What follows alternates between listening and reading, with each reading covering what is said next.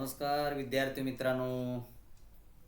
तुमची सगळ्यांची मागणी होती की सर यूट्यूबला एक व्हिडिओ लेक्चर द्या, PYQ द्या, PYQ द्या. तर त्याचप्रमाणे आज आपण यूट्यूबला एक 10 प्रश्न घेऊन आलेलो आहे. आणि 10 प्रश्न इतके महत्त्वाचे, इम्पॉर्टंट आहेत, हे तुम्हाला कळेल आता पुढे हळूहळू. तर स्पर्धा परीक्षेमध्ये सरळ सेवा असेल, तलाठी भरती असेल, पोलीस भरती असेल किंवा शिक्षक पात्रता TET पण असेल, तर या सर्वांसाठी हे प्रश्न जे आपण जे घेतलेले आहेत 10, ते 10च्या 10 प्रश्न अति महत्त्वाचे असलेले आपल्याला इथं समजणार किंवा आपल्या लक्षात येणार. त्यासाठी काळजीपूर्वक हे संपूर्ण व्हिडिओ तुम्ही बघा, असं मी आपल्याला विनंती करतो. तर पहिला प्रश्न आपल्या स्क्रीनवरती आहे की महाराष्ट्रात सर्वाधिक पाऊस पडण्याचे ठिकाण कोणते. हा प्रश्न परीक्षेला विचारतात, म्हणजे विचारतातच. या वर्षी नाही विचारला तर त्याच्या पुढच्या वर्षी विचारणार. महाराष्ट्रातील नाही विचारेल तर देशातीलच विचारतील. तर इथं काय प्रश्न विचारला की महाराष्ट्रातील सर्वाधिक पाऊस पडण्याचे ठिकाण कोणते. तर महाराष्ट्रामध्ये सर्वाधिक पाऊस पडण्याचे ठिकाण आहे आंबोली. आंबोली हे आंबोली महाराष्ट्रातील सिंधुदुर्ग या जिल्ह्यामध्ये आहे. लक्षात आलं का. आणि सिंधुदुर्ग जिल्ह्यामध्ये असलेल्या आंबोली या ठिकाणी सर्वाधिक पाऊस पडतो. तसं महाबळेश्वर हे थंड हवेचे ठिकाण आहे. अमरावती मेळघाट अभयारण्य अमरावतीमध्ये आहे आणि माथेरान हे थंड हवेचं ठिकाण आहे, तुम्हाला माहिती आहे. तर आंबोली नेमकं काय, तर आंबोलीची आपण माहिती घेऊया. हे बघा, आंबोली सह्याद्रीच्या रांगेत महाराष्ट्रात आहे. आंबोली या ठिकाणी सुमारे 747 सेंटीमीटर इतका पाऊस पडतो. सह्याद्रीच्या रांगेत किंवा पश्चिम घाटात प्रतिरोध प्रकारचा पाऊस पडतो. प्रतिरोध प्रकारचा पाऊस हा संतृप्त हवेच्या वस्तुमानाचा परिणाम आहे, जो पर्वताने निर्माण केलेल्या प्रतिकारामुळे वरच्या बाजूस सरकतो. यामुळे तापमान कमी होते आणि त्यानंतर आर्द्रता कमी होते. त्यानंतर पुढं बघा, वाऱ्याच्या उताराच्या दिशेने जास्त पाऊस पडतो आणि डावीकडील उतारावर पाऊस पडत नाही आणि मग तो भाग कोरडा होतो. परिसराच्या डाव्या बाजूस कमी पाऊस पडतो, त्याला प्रचंड सावली क्षेत्र असे म्हणतात. आता हे तुम्हाला मी बोलल्यानंतर कळणार नाही, पण आंबोली किंवा महाराष्ट्रामध्ये पाऊस कशा पद्धतीचा पडतो, तर तो हा इथं लिहिला आहे बघा, प्रतिरोध. हा शब्द आपल्याला माहिती पाहिजे. प्रतिरोध प्रकारचा पाऊस पडतो. इथं लिहितो आणि मी, त्यानंतर तुम्हाला लक्षात येईल. प्रतिरोध प्रकारचा पाऊस या ठिकाणी पडत असतो. तर प्रतिरोध म्हणजे काय, तर हे असे डोंगराचे कडे, हा डोंगर हा सह्याद्री पर्वतरांग, लक्षात आलं का. आणि हा अरबी समुद्र आणि अरबी समुद्रावर येणारे वारे आहेत. लक्षात आलं का.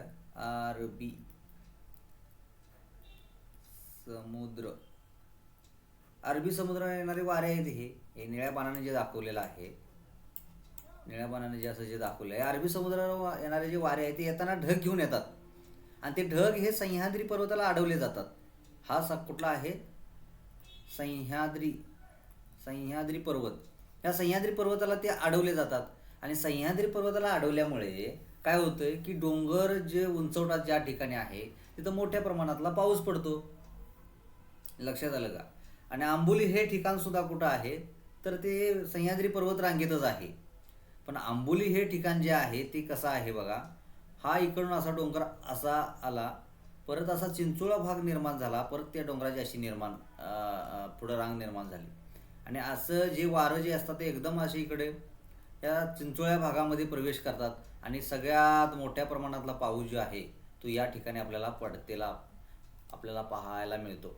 आणि हे आंबोली या ठिकाणी हा पाऊस पडतो. पुढं काय म्हटलंय बघा, ठिकाण दिलेले आहेत वरच्या प्रमाणे. तर महाबळेश्वर या ठिकाणी वार्षिक 589 सेंटीमीटर पाऊस इतका पडतो. गगनबावडा या ठिकाणी 586 सेंटीमीटर इतका पाऊस पडतो आणि माथेरानमध्ये 107 सेंटीमीटर इतका पाऊस पडतो. पावसाचा हा एक प्रकार आहे बघा. हा जो आंबोलीमध्ये पडतो तो प्रतिरोध प्रकारचा पडतो, म्हणजे वारे पर्वताला धडकल्यामुळे अडवल्यामुळे पर्वताने तिथे त्या प्रकारचा पाऊस पडतो. आणि दुसरा पाऊस चक्रीवादळ किंवा पुढचा पाऊस, हे वारे चक्रीवादळाच्या स्वरूपामध्ये पाहायला मिळतात. त्यानंतर पुढचा प्रकार आहे पावसाचा, तो म्हणजे संदिग्ध पाऊस. हा सुद्धा पावसाचा प्रकार तुम्ही हे बघून घ्या. आणि हे सोपं आहे, हे सगळं इतकं आहे, तुम्ही रोज अभ्यास केला तर तुमच्या लक्षात येणार आहे. तर पुढचा प्रश्न आपण बघूया, जास्त वेळ घालवायला नको. सिंधुदुर्ग किल्ला कोणत्या जिल्ह्यात आहे? आता किती प्रश्न महत्त्वाचा आहे बघा हा, किती प्रश्न महत्त्वाचा आहे बघा हा. सिंधुदुर्ग किल्ला कोणत्या जिल्ह्यात आहे? आता तुम्ही म्हणा काय प्रश्न सर घेतला, एकदम सिंपल सोपा प्रश्न आहे हा. पण हेच प्रश्न परीक्षेला येतात, असेच प्रश्न परीक्षेला येतात. तुम्ही परीक्षेच्या प्रश्नपत्रिका मागच्या तपासून पहा आणि सतत सराव करा. PIQ प्रिव्हियस इयर क्वेश्चन जे झालेले आहेत त्यांचा तुम्ही सतत जर सराव केला तर तुम्हाला हे प्रश्न लगेच येणार. तर सिंधुदुर्ग किल्ला कोणत्या जिल्ह्यात आहे? तर सिंधुदुर्ग किल्ला हा सिंधुदुर्ग जिल्ह्यातच आहे. लक्षात आलं का? सिंधुदुर्ग जिल्ह्यातच आहे आणि त्या जिल्ह्याला, त्या किल्ल्याला सिंधुदुर्गाचं नाव दिलेलं आहे. आता तुम्हाला लक्षात येईल सिंधुदुर्ग ह्या शब्दाचा अर्थ काय. सिंधू म्हणजे सागर, समुद्राला सिंधूही असं म्हटलं जातं. समानार्थी शब्द घ्या. समुद्र, समुद्राला सिंधू असं म्हटलं जातं. सिंधू मराठीचा समानार्थी शब्द आहे हा, लिहून घ्या. सिंधुदुर्ग म्हटलं जातं. लक्षात आलं का? हा, हे तुम्हाला ह्या प्रश्नाचं उत्तर सिंधुदुर्ग आहे. कोल्हापूर नाही. कोल्हापूरमध्ये कुठला किल्ला येतो? किंवा पन्हाळा किल्ला येतो, रांगणा किल्ला येतो, भुजरगड किल्ला येतो. लक्षात आलं का? त्यामुळे पन्हाळ्याला नाही. मुंबईमध्ये काय, मुंबई जाण्याचा काय संबंध नाही. त्यानंतर मालवण, मालवण बघा. आता इथं तुम्ही कन्फ्यूज होणार, कारण हा जो किल्ला जो आहे तो मालवण तालुक्यात आहे. मालवण जवळ आहे हा किल्ला आणि त्याला जिल्ह्याचं नाव दिलेलं आहे सिंधुदुर्ग. लक्षात आलं का? प्रश्न काय विचारलाय बघा, सिंधुदुर्ग किल्ला कोणत्या जिल्ह्यात आहे? आपण लगेच मालवण लिहू, इथं मालवण जवळ आहे म्हणून, मालवणमध्ये आहे म्हणून. पण नाही, सिंधुदुर्ग किल्ला हा सिंधुदुर्ग जिल्ह्यातच आहे, पण मालवण या तालुक्यामध्ये आहे. पुढचं त्याची माहिती आपण बघूया. आपण हे बघा, सिंधुदुर्ग किल्ला सिंधुदुर्ग जिल्ह्यामध्ये आहे. हा किल्ला अरबी समुद्रात मालवण बंदराजवळ कुर्टे बेटावर स्थित आहे आणि तो महाराष्ट्राच्या कोकण विभागात येतो. जिल्हा सिंधुदुर्ग शहर आणि तालुका मालवण.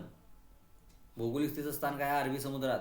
मालवणच्या किनाऱ्यापासून 1.6 किलोमीटर म्हणजे 1.5 किलोमीटर अंतरावर तो कुर्टे बेटावर आहे.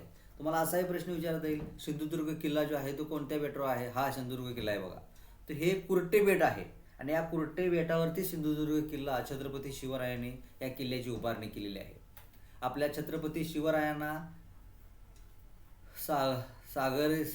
सागराचे किंवा आरमाराचे जनक म्हटले जाते.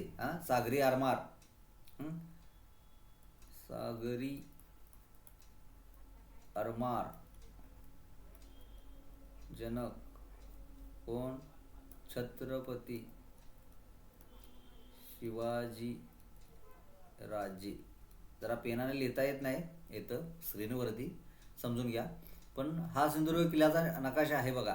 चारी बाजूला समुद्र आहे आणि त्या कुर्टे या नावाचं बेट आहे, त्या कुर्टे या बेटावरती हा किल्ला वसवलेला आहे.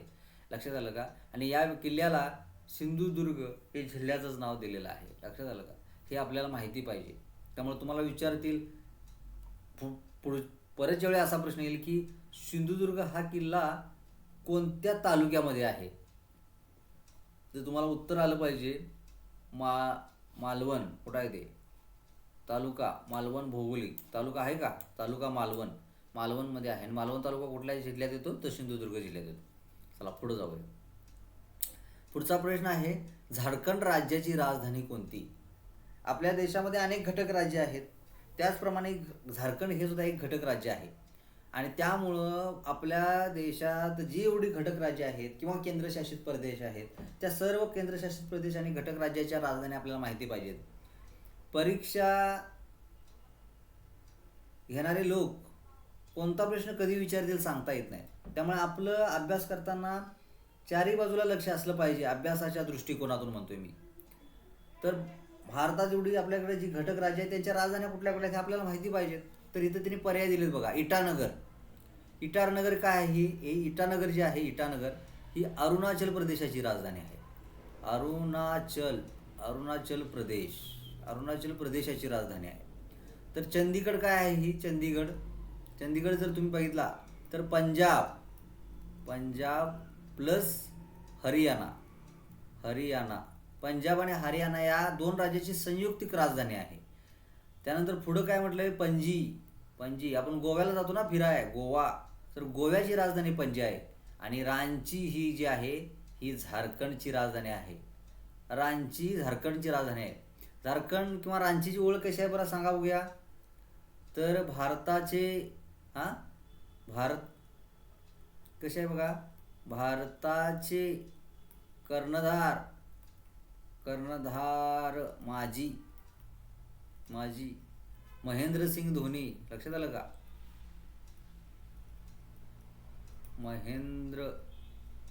महेंद्रसिंग धोनीचं आहे ते गाव.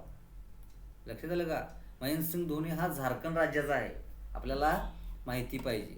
चला पुढं जाऊया. इथं म्हटलं आणि इथं दाखवलेला आहे नकाशा. झारखंड राज्याची राजधानी रांची आहे. रांची हे शहर झारखंड राज्याचे मुख्यालय देखील आहे आणि ते पाण्याचे धबधबे शहर म्हणून ओळखले जाते. पाण्याचे धबधबे शहर म्हणून कुठले?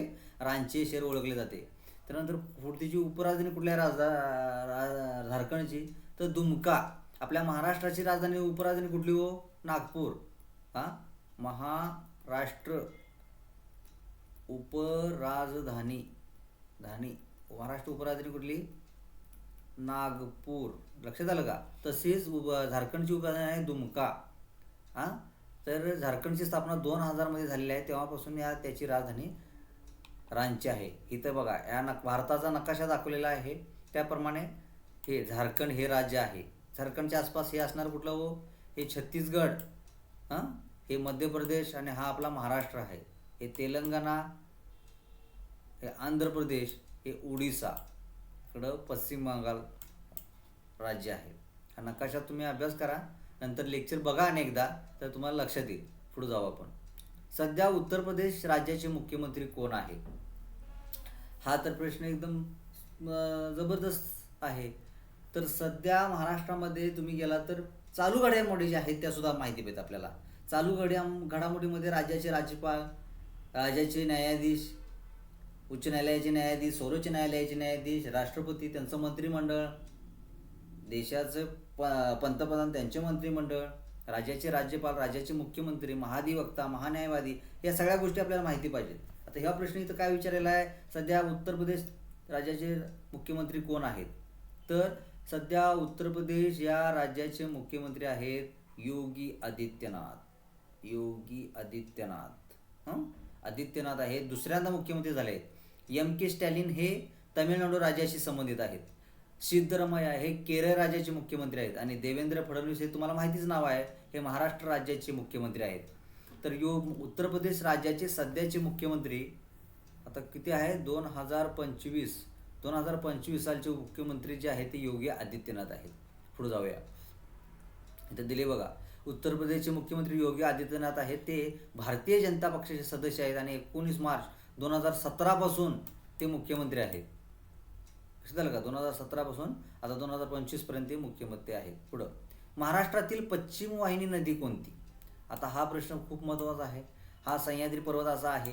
तर महाराष्ट्रामध्ये इकडं पूर्वेला वाहणाऱ्या नद्या आणि पश्चिमेला वाहणाऱ्या नद्या, लक्षात आलं काय? हे आपल्याला माहिती पाहिजेत. ही दिशा कुठली आहे? पश्चिम. आणि ही पूर्व दिशा आहे. तर इथं काय म्हणले? पश्चिम वाहिनी नद्या कुठल्या? तर कोकणातील सगळ्या नद्या ज्या असतात त्या कुठल्या? पश्चिम वाहिनी नद्या असतात कोकणातील. पण याच्यामध्ये पर्याय दिलेला आहे का? तो दिलेला नाही. आणि काही घाटावरच्या नद्या आहेत त्या पूर्व, जास्तीत जास्त ह्या पूर्व वाहिनी नद्या असतात. तर इथं पहिला दिलेला पर्याय आहे गोदावरी ही पर्याय नाही. गोदावरी ही पूर्व वाहिनी नदी आहे. लक्षात आलं का? ही बंगालच्या उपसागराला मिळते. पंचगंगा पण नाही. पंचगंगा ही आपल्या कोल्हापूर जिल्ह्यामधून वाहणारी नदी आहे, ती पूर्व दिशेलाच वाहते. तर नर्मदा नदी जी आहे ती नर्मदा नदी ही महाराष्ट्रातील पश्चिम वाहिनी नदी आहे. नर्मदा नदी महाराष्ट्रातील पश्चिम वाहिनी नदी आहे. लक्षात आलं का? आणि हेच या प्रश्नाचं उत्तर आहे. आणि खालचा प्रश्न आहे वेनगंगा. तर वेनगंगा ही नदी जी आहे ती उत्तरेकडून उत्तरेकडून दक्षिणेकडे वाहते. वेनगंगा आणि पेनगंगा ह्या एकत्र येतात आणि त्या एकत्र येणाऱ्या प्रवाहाला, त्या दोन नद्यांच्या प्रवाहाला प्राणहिता प्राणहिता प्राणहिता या नावाने ओळखलं जातं. आणि हीच प्राणहिता नदी ही बंगालच्या उपसागराला म्हणजे पूर्व वाहिनी नदी म्हणून ओळखली जाते आणि ती पुढं गोदावरीला जाऊन मिळते आणि बंगालच्या उपसागराला जाऊन मिळते. पुढं जाऊ आपण बघा, इथे लिहिलेलं आहे महाराष्ट्रातून वाहणाऱ्या प्रमुख पश्चिमी वाहिनी नद्यांमध्ये नर्मदा आणि तापी यांचा समावेश होतो. या दोन्ही नद्या पूर्वेकडून पश्चिमेकडे वाहत जाऊन अरबी समुद्राला मिळतात. नर्मदा ही महाराष्ट्रातून वाहणारी एक प्रमुख पश्चिम वाहिनी नदी आहे आणि ती मध्य प्रदेश, महाराष्ट्र आणि गुजरात राज्यातून वाहते. तापी ही देखील पूर्वेकडून पश्चिमेकडे वाहते आणि महाराष्ट्र, गुजरात आणि मध्य प्रदेशातून जाते. ती अरबी समुद्रातील खंबातच्या आखाताला मिळते. हे आपल्याला माहिती पाहिजे. म्हणजे हा पुढच्या प्रश्न, वरच्या प्रश्नाचं उत्तर काय आपलं नर्मदा नदी हे आहे. पुढं 6 नंबरचा प्रश्न आहे, दूधसागर धबधबा कोणत्या राज्यात आहे? हा प्रश्न तुम्ही IMPच करून ठेवा. IMP म्हणजे इम्पॉर्टंट क्वेश्चन आहे हा प्रश्न विचारला जातोच म्हणजे जातो. ज्याचा अभ्यास आहे परिपूर्ण किंवा परफेक्ट त्यालाच या प्रश्नाचं उत्तर येणार द्यायला. कारण दूधसागर धबधबा हा प्रश्न 2 ते 3 वेळा विचारलेला आहे, पण लोकांना, विद्यार्थ्यांना अजून माहीत नाही याच्याबद्दल. तर हा धबधबा काही इथं दिलेल्या पर्यायामध्ये कर्नाटकात आहे का? नाही. आंध्र प्रदेशमध्ये आहे का? नाही. महाराष्ट्रामध्ये आहे का? नाही. तर हा धबधबा गोवा राज्यामध्ये येतो. गोवा राज्यामध्ये हा धबधबा येतो. गोवा राज्याची राजधानी कुठली? पणजी. मगाशी आपण बघितली ना, पणजी गोवा राज्याची राजधानी.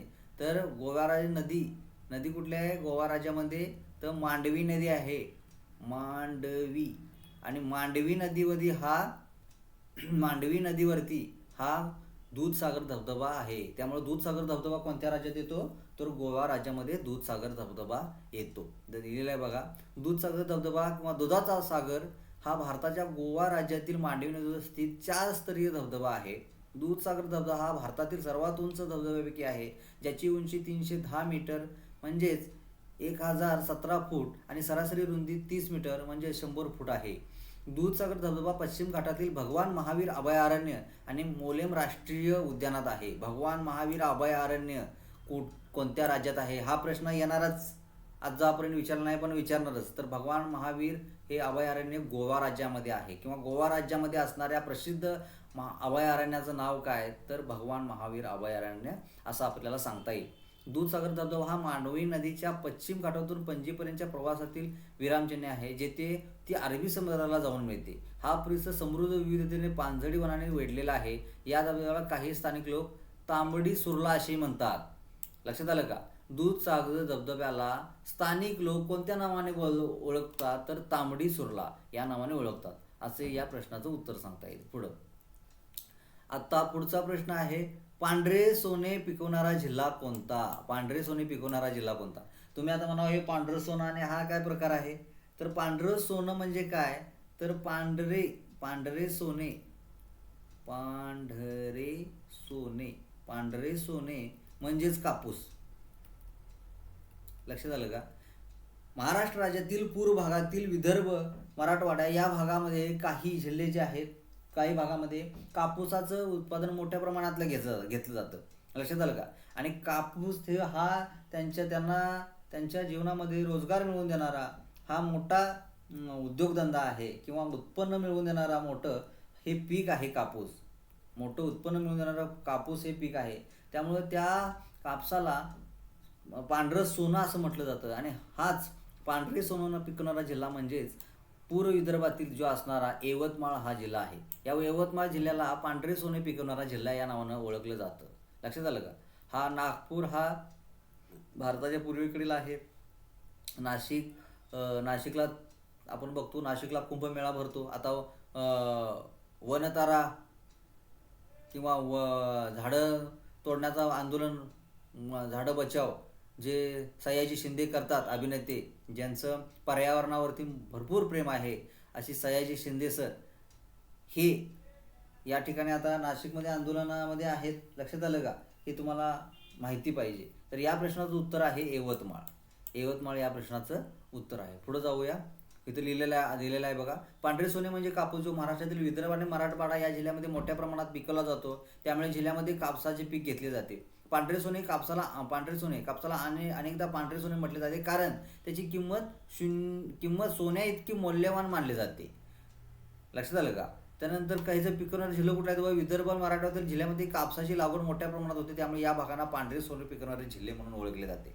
मगाशी म्हटलं होतं, विदर्भ आणि मराठवाड्यामध्ये ह्या जी मोठ्या प्रमाणातली जी आहे ती लागवड केल्यामुळे किंवा त्यांना हे पीक मोठ्या प्रमाणात लावल्यामुळे त्या लोकांना तिथल्या उत्पन्न मोठ्या प्रमाणातलं देतं आणि त्यालाच पांढरे सोने पिकवणारा जिल्हे पीक असं म्हटलं जातं. पुढं 8 नंबरचा प्रश्न. भारतातील खालीलपैकी कोणत्या प्रदेशात उष्ण कटिबंधीय सदाहरित वने आहेत? भारतातील खालीलपैकी कोणत्या प्रदेशात उष्ण कटिबंधीय सदाहरित वने आहेत? हा एकदम सोपा प्रश्न आहे. आपल्याला माहिती आहे की आपल्या सह्याद्री पर्वतावर, आपण महाराष्ट्रात राहतो, मोठ्या प्रमाणातला पाऊस पडतो आणि मोठ्या प्रमाणातला पाऊस पडल्यामुळं तिथं जी वनस्पती किंवा वृक्ष जे आहेत ते सदाहरित प्रकारचे आहेत. उष्ण कटिबंधीय सदाहरित प्रकारचे आहेत. कारण आपला देश विषुववृत्तापासून जवळच आहे, विषुववृत्तापासून असं काही लांब नाही. त्यामुळे आपण उष्ण कटिबंधामध्ये मोडतो. कारण आपल्या भारताच्या जर बघितला तर उत्तरेला हिमालय पर्वत आहे. लक्षात आलं का? आणि त्याच्या पलीकडे तुम्ही बघितला तर वळवंटी प्रदेश किंवा ध्रुवीय प्रदेश अशा प्रकारचे देश किंवा प्रदेश आढळतात. पण या प्रश्नाचं उत्तर आहे पश्चिम घाट. पश्चिम घाटालाच दुसरं नाव काय आहे? पश्चिम घाटालाच दुसरं नाव आहे काय? तर पश्चिम घाटाला दुसरं नाव आहे सह्याद्री पर्वत.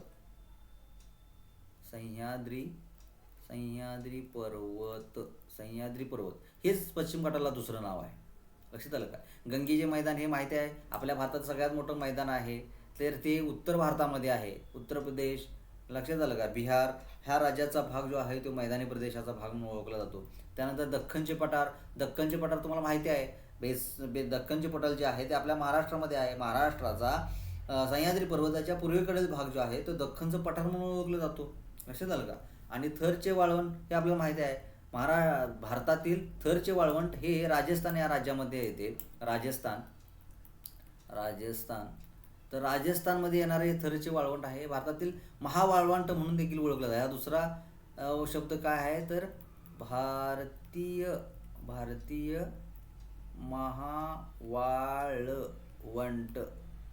महावाळवंट हा जो ह्याला दुसरा शब्द आहे.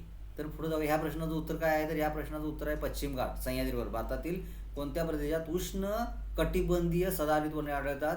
तर पश्चिम घाट किंवा सह्याद्री पर्वत. पुढे जाऊ. इथं आहे बघा, इथं लिहिलेलं आहे, तर दिलेलंच आहे तिने. भारतातील पश्चिम घाट प्रदेशात उष्ण कटिबंधीय सदाहरित जंगले आढळतात. उष्ण कटिबंधीय सदाहरित वने जंगले दाट बहुस्तरीय आहेत आणि त्यात अनेक प्रकारचे वनस्पती आणि प्राणी आढळतात. ही जंगले अतिवृष्टी असलेल्या भागात आहेत. मी तुम्हाला म्हटलं का नाही, अतिवृष्टी म्हणजे काय? मोठ्या प्रमाणातला पाऊस पडतो त्या ठिकाणी वने आढळतात.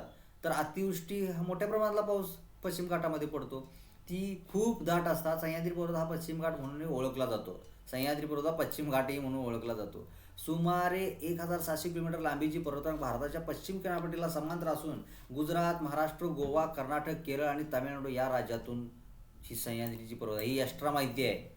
सह्याद्री पर्वतरांग किती राज्यातून जाते? तर गुजरात 1, महाराष्ट्र 2, गोवा 3, कर्नाटक 4, केरळ 5 आणि तामिळनाडू 6 राज्यातून जाते. या 6 राज्य आपल्याला माहिती पाहिजेत.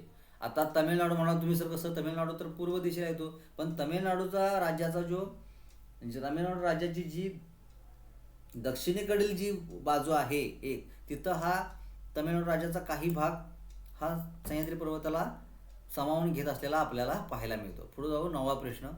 खालीलपैकी भारतातील पहिली कोळशाची खाण कोणती? इथं खाण हा शब्द चुकलेला आहे बघा.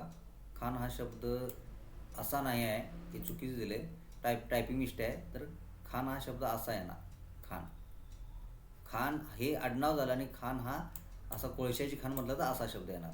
लक्षात आलं का? तर हा शब्द खोडून टाका. तर खालीलपैकी भारतातील कोळशाची खाण कोणती आहे? तर पहिली विचारली तिने, तर पहिली कोळशाची खाण भारतातील राणीगंज ही आहे. राणीगंज ही भारतातील पहिली कोळशाची खाण आहे. ही आपल्याला माहिती पाहिजे. तर हिचं माहिती बघूया आपण.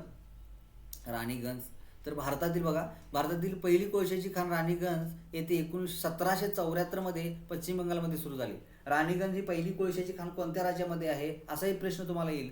तर पश्चिम बंगाल राज्यामध्ये आहे, हे आपल्याला माहिती पाहिजे. तर ईस्ट इंडिया कंपनीच्या काळात या खाणीचे काम चालू झाले किंवा सुरू झाले. आता ईस्ट इंडिया कंपनी कुणी स्थापन केली, तर इंग्रजांनी केली 1600 साली. लक्षात आलं काय? ब्रिटिश लोक आपल्या भारतात आले, ब्रिटिशांना इंग्रज असं म्हणून ओळखले जाते, आणि त्यांनी आपल्या देशामध्ये व्यापार चालू केला, आणि त्यांनी या देशामध्ये काही कारखाने, काही खाणे किंवा कच्च्या मालाचा उपलब्ध होणारी काही पिके लोकांना बळजबरी घ्यायला लावली. उदाहरणार्थ निळीचा सत्याग्रह असेल, नीळ उत्पादन असेल, लक्षात आलं काय? कापूस उत्पादन असेल. हां, तर अशा पद्धतीनं भारतामध्ये ईस्ट इंडिया कंपनीच्या काळात या खाणीचं काम सुरू झालं. पहिली खाण राणीगंज या ठिकाणी स्थापन केली. राणीगंज हे ठिकाण पश्चिम बंगाल या राज्यामध्ये आहे. लक्षात आलं का? पश्चिम बंगाल या राज्यामध्ये आहे, आणि ह्या सुरुवात झाली 1774 मध्ये, साल लक्षात ठेवा. आणि ईस्ट इंडिया कंपनीने या खाणीची, राणीगंज जी भारतातील पहिली कोळशाची खाण आहे, तिची स्थापना केली किंवा सुरुवात केली. कारण कोळसा हा रेल्वेसाठी, रेल्वे इंजिन चालवण्यासाठी किंवा अनेक ठिकाणच्या ज्या ऊर्जा निर्मिती करण्यासाठी कोळशाचा मोठ्या प्रमाणात आज देखील उपयोग होतो. आणि ते इंग्रज लोकांनी ओळखलं होतं, आणि इंग्रजांनी त्या ठिकाणी या खाणीचं शोध घेण्यानंतर सुरुवात केलेली आहे. तर पुढचा शेवटचा प्रश्न आहे, आणि आपण 10च प्रश्न घेतलेले आहेत. लक्षात आलं का? तर शेवटचा प्रश्न आपण बघतो. मी जे प्रश्न आता तुम्ही या लेक्चरमध्ये घेतलेले आहेत ते पुन्हा तुम्ही बघा. लक्षात आलं का? पुन्हा बघा, आणि पुस्तकामध्ये पण वाचून घ्या, तर तुम्हाला लक्षात येईल. तर पुढचा प्रश्न काय बघा, खालीलपैकी आंतरराष्ट्रीय संस्थेचे मुख्यालय कोठे आहे, किंवा काय म्हणते त्यांनी, खालीलपैकी आंतरराष्ट्रीय संस्थेचे मुख्यालय भारतात आहे. खालीलपैकी कोणत्या आंतरराष्ट्रीय संस्थेचे मुख्यालय भारतात आहे? आता हा प्रश्न IMP म्हणजे IMP, हे तुम्ही परीक्षेला जाताना हे तुम्ही प्रश्न माहितीच करून घ्या. हे प्रश्न माहितीच करून घ्या, कारण हा प्रश्न आता ट्रेंड नवीन आलेला आहे ह्या प्रश्नावरती, आंतरराष्ट्रीय संस्थेच्यावरती. तर तुम्हाला माहिती पाहिजे. तर या प्रश्नाचं उत्तर आहे आंतरराष्ट्रीय सौर युती या आंतरराष्ट्रीय संस्थेचे मुख्यालय भारतात आहे. आता आपल्याला ही माहिती पण नव्हतं बघा, या आंतरराष्ट्रीय सौर युती काय, नेमकं प्रकार कसं काय आहे, तर हे तुम्हाला माहिती पाहिजे मित्रांनो. आंतरराष्ट्रीय सौर युती ह्याचं जी संस्था आहे, त्याचं संस्थेचं मुख्यालय भारतात आहे. लक्षात आलं काय? हा ब्रिक्स, आता ब्रिक्स पण संस्था महत्त्वाची आहे. ब्रिक्स म्हणजे लक्षात घ्या तुम्ही, काय असेल त्या ब्रिक्समध्ये काय काय हे शब्द आहे. ते ब्रिक्स म्हणजे नुसतं असं नाव दिलेलं आहे नाही, या ब्रिक्स म्हणजे कुठलं देश आहेत ब्रिक्सचं. ब्रिक्स ही आंतरराष्ट्रीय संघटना आहे. तर पहिला आहे ब्रिक्स म्हणजे बी म्हणले ब्राझील हा एक देश आहे. ब्राझील हा एक देश आहे. दुसरा कुठला आहे? रशिया. तीन नंबर. तिसरा काय आहे? इंडियाला आता जास्त करून आपण भारतच म्हणा, असे भारत सरकारचा कायदा आहे, ते नियम केलाय तिने आता. पुढं सी म्हणजे कोण? चायना. आणि यस म्हणजे काय हो? यस म्हणजे साऊथ आफ्रिका.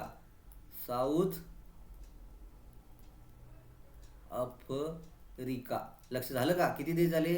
1 2 3 4 5 देश. ब्रिक्सची स्थापना करणारे 5 देश. पहिला सुरुवातीला 4च होते. ब्रिक कसं होते? पण शेवटी नंतर आफ्रिका या देशाला त्याला कायम सदस्यत्व दिलं गेलं, त्यामुळे ब्रिक्स असं झालं. लक्षात आलं काय? हे तुम्हाला माहिती पाहिजे. ब्रिक्स देशामध्ये ब्रिक्स या बँकेचे सदस्य संस्थापक राष्ट्र किती आहेत? 1 2 3 4 5. ब्राझील, रशिया, इंडिया, भारत, चीन आणि साऊथ आफ्रिका. लक्षात आलं का? हे आपल्याला माहिती पाहिजे. तर या प्रश्नाचं उत्तर काय आहे? खालीलपैकी कोणत्या आंतरराष्ट्रीय संस्थेचे मुख्यालय भारतात आहे? तर आंतरराष्ट्रीय सौर युती. याची माहिती आपण बघूया खाली. भारतात मुख्यालय असलेली आंतरराष्ट्रीय संस्था आंतरराष्ट्रीय सौर आघाडी, सौर युती किंवा सौर आघाडी तिला म्हटलं जातं. International solar alliance. तर ज्याचे मुख्यालय गुरुग्राम हरियाणा येथे आहे. ही जगातील पहिली आंतरराष्ट्रीय आंतरसरकारी संघटना आहे ज्याचे मुख्यालय भारतात आहे. सौर आघाडी, त्याला शॉर्ट फॉर्म ISA, या संस्थेचे मुख्यालय गुरुग्राम येथे आहे. ती जगातील सौर ऊर्जा वापराला प्रोत्साहन देणारे कार्यरत आहे. आता हे बघा, इथं मी दिलेलं आहे ISA. लक्षात आलं का? इंटरनॅशनल सोलर अलायन्सच. तर इथं काय नाही दिलेलं आहे, तर हा मी तुम्हाला का दिलेला असेल सांगा बघू. तर हा त्याचा सिम्बॉल आहे बाळ. हा बाळ हा सिम्बॉल आहे त्याचा. हा तुम्हाला विचारतील आंतरराष्ट्रीय सौर आघाडीचा किंवा सौर युतीचा सिम्बॉल खालीलपैकी कोणता, तर हा ISA आणि त्यांचं नाव. हां, हे तुम्हाला माहिती पाहिजे. हां, हा प्रश्न तुम्हाला येणार म्हणजे येणार. आणि अशा पद्धतीनं तुम्ही बघा, आता आम्ही सगळे प्रश्न आता बघितले इथं आपण. तर या अशा पद्धतीनं तुम्ही याची माहिती घ्या पूर्णपणे आणि अभ्यास करा. अभ्यास तुम्ही केल्यानंतर तुमच्या लक्षात येईल काही गोष्टी ज्या आहेत त्या राहून गेल्या आहेत त्या तुम्ही परत परत वाचा, सतत सराव करा. मला काही गोष्टी ज्या आहेत त्या यूट्यूबवर घेता येत नाहीत पण वेळेअभावी, पण तरी पण मी घ्यायचा प्रयत्न केला आहे. पण त्या संस्थेचं स्थापना वगैरे बघा बघा सौर युतीची 30 नोव्हेंबर 2015 झाली आहे. लक्षात आलं का. आणि त्याची स्थापना पॅरिस इथं झालेला आहे. याचा उद्देश काय आहे बघा, आंतरराष्ट्रीय सौर युतीचा स्वच्छ ऊर्जा, शाश्वत पर्यावरण, सार्वजनिक वाहतूक, हवामानाला मान्यता देण्यासाठी राष्ट्राच्या गटाला एकत्र आणणे. मुख्यालय भारतामध्ये आहे आणि त्याचं फील्ड काय अक्षय ऊर्जा आहे. सदस्य राष्ट्र किती आहेत बघा, 120 सदस्य राष्ट्र आहेत, ज्यात अमेरिका आहे, जपान आहे, फ्रान्स आहे, Brazil, Argentina, Chile, Algeria, Australia सुद्धा देखील आहे, इत्यादी मोठ्या देशांचा समावेश होतो. लक्षात आलं का. हे आपल्याला माहिती पाहिजे. तर पुढं तर आजचा हा लेक्चर इथं संपलेला आहे आणि तुम्ही अभ्यास करा, खूप चांगला अभ्यास करा आणि येणाऱ्या ज्या परीक्षा आहेत त्यांना सतत तुम्ही अभ्यास करून सतत अभ्यास केला, सराव केला किंवा PYQ जे असतील ते सारखे रेफर केले आणि तुम्ही सतत त्या प्रवाहात राहिला तर तुम्ही परीक्षा पास होऊन जाणार आहे. मला काही विद्यार्थ्यांची मागणी असते की सर यूट्यूबला घ्या, काही तर वेळेच्या अभाव मी घेऊ शकत नाही, पण तरी मी थोडक्यात तुम्हाला इथं माहिती देण्याचा प्रयत्न केलेला आहे. आणि रोज असं आपल्याला मी आजपासून रोज तुम्हाला मी 10 प्रश्न जे आहेत ते यूट्यूबला लाईव्ह स्वरूपात देणार आहे आणि ते तुम्ही त्याचा तुम्ही फायदा करून घ्या. धन्यवाद. तर इथं आज आपण थांबूया. नमस्ते.